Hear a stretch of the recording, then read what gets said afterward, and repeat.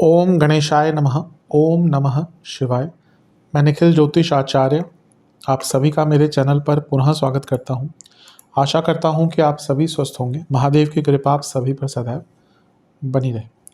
ये वीडियो मेष यानी कि एरीज के लिए बहुत विशेष है, क्योंकि वीडियो है 29 सितंबर से 5 अक्टूबर 2025 के साप्ताहिक राशिफल के बारे में। कैसा रहेगा मेष के लिए आने वाला सप्ताह। जो मेरा साप्ताहिक राशिफल होता है वो प्रमुखतः चंद्रमा और उनकी गति पर आधारित होता है। चंद्रमा एक बहुत विशेष ग्रह है। विशेषताएं तो उनकी बहुत है, लेकिन जब हम साप्ताहिक राशिफल की बात करते हैं तो पहला तो उनकी तेज़ गति, दूसरा उनका मन का कारक होना, और तीसरा उनकी एक क्वालिटी कि वह जिस भी भाव में जाते हैं, राशि में जाते हैं, ग्रहों के साथ संबंध संपर्क साधते हैं, उनको बहुत एक्टिवेट कर देते हैं। इन सभी कारणों से जो ये गोचर होता है चंद्रमा का, वो बहुत इम्पॉर्टेंट बन जाता है। चंद्रमा के गोचर से हमारे मन, मस्तिष्क, भाव, विचार, moods, day to day activities बहुत प्रभावित होती है। तो इसको समझने के लिए कहीं ना कहीं साप्ताहिक राशिफल अति विशेष होता है। इस अंधकारमय जीवन में, जैसा मैं हर बार बोलता हूँ कि ज्योतिष एक मात्र विद्या है जो हमें थोड़ी बहुत गाइडेंस दे सकती है। हाँ, ये राशिफल सामान्य आधार पर दिए जाते हैं, लेकिन एक जनरल गाइडेंस के लिए बहुत उपयोगी होते हैं। लग्न राशि या चंद्र राशि यदि आपके मेष है, दोनों ही गाइडेंस के लिए राशिफल को देख सकते हैं। जहाँ से ज़्यादा सूट और लेट करता है वहाँ से देखिए। व्यक्तिगत तौर पे मेरा मानना है लग्न से देखेंगे तो अच्छा है। इनकेस नहीं पता है तो चंद्र राशि से भी इसको देख सकते हैं। शुरू करते हैं।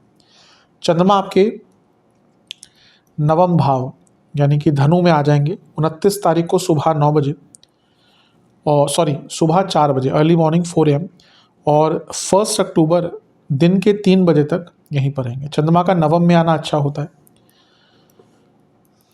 केंद्र के स्वामी है, त्रिकोण में आकर राजयोग ही बनाते हैं, और यहाँ पर गुरु की पूर्ण दृष्टि है और गुरु की ही राशि में है, तो ये भाग्यकारी योग है। गजकेसरी योग भी बन रहा है तो इसका भी लाभ मिलेगा। और क्योंकि नवम भाव में चंद्रमा है तो ये धार्मिक चीज़ों के लिए, धार्मिक अनुष्ठानों के लिए, और जैसा मैंने कहा भाग्य वृद्धि के लिए बहुत अच्छा है।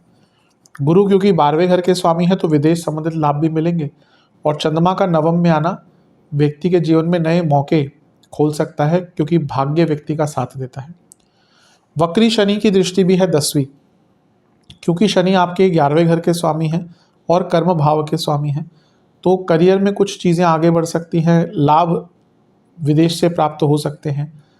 लेकिन शनि शनि है और चंद्रमा पर उनकी दृष्टि विषदोष बनाती है, और चंद्रमा केमद्रुम योग में भी है, इसलिए बॉसेस से थोड़ा संभल कर और अपने मानसिक स्थिति पर कंट्रोल करके रखिएगा, अदरवाइज एक नेगेटिव इम्पैक्ट हो सकता है।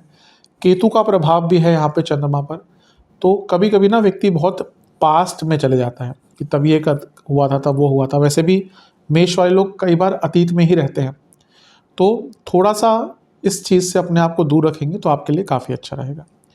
नवांश कुंडली अंकित करिए कि ये समय अपने लिए अलग से टाइम निकालिएगा। ज़्यादा लोगों से घुलिएगा मुलिएगा मत, क्योंकि वो चीज़ आपके मन को और कॉम्प्लिकेट कर देगी। दशांश कुंडली कार्य क्षेत्र में कन्फ्यूजन हो सकती है, तो हेल्प लीजिएगा किसी की। बिजनेस, अगर कुछ नुकसान हुआ था उसकी भरपाई हो सकती है, लेकिन आपको ओवरऑल अपने एक्सपेंसेस पर ध्यान देना पड़ेगा। लव लाइफ, कोई छोटी मोटी बात अगर होती है तो उसको सॉल्व कर कर आगे बढ़िएगा, उसको खींचिएगा मत। वैवाहिक जीवन बहुत अच्छा टाइम नहीं है। आपको अपने पार्टनर की कुछ ऐसी बातें पता चल सकती है जो आपको अचंभित कर देंगी, और वैवाहिक जीवन में भी बहुत अनिश्चितता दिख रही है। स्टूडेंट्स, आपने चीज़ों को बहुत ज़्यादा कॉम्प्लिकेट कर लिया है। चीज़ों को सरल करना शुरू कर दीजिए अगर आप चाहते हैं कि जीवन में आगे बढ़ना है तो।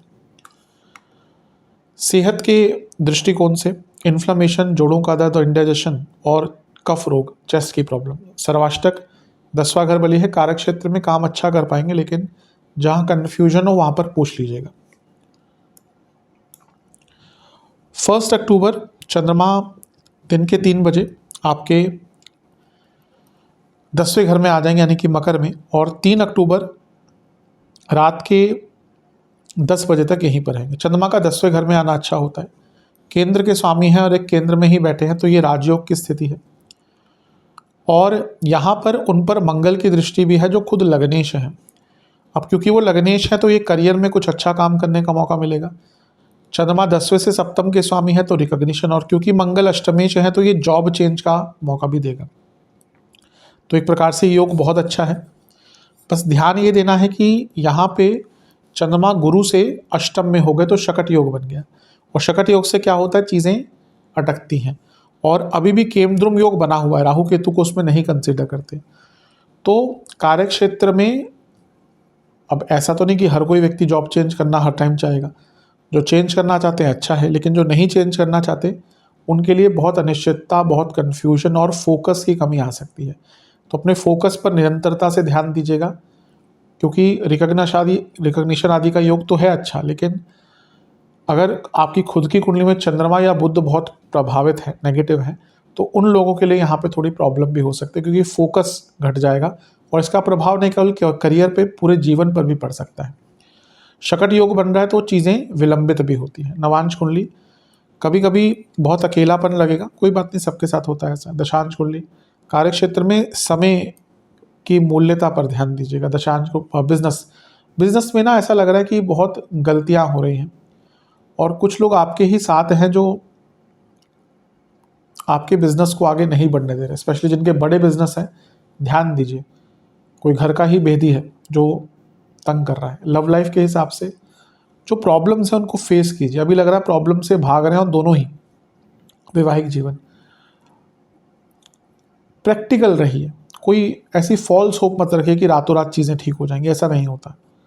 प्रैक्टिकल रहिए। स्टूडेंट्स ध्यान बहुत भटकेगा, अच्छी संगत रखिए, बहुत उपयोगी होगी आपके लिए। सेहत के दृष्टिकोण से बीपी की प्रॉब्लम, लोअर बैक में दर्द और चेस्ट से संबंधित दिक्कतें बनी रहेंगी, और ईएनटी के रोग भी बहुत तंग कर सकते हैं। सर्वाष्टक में आपका तीसरा घर बली है।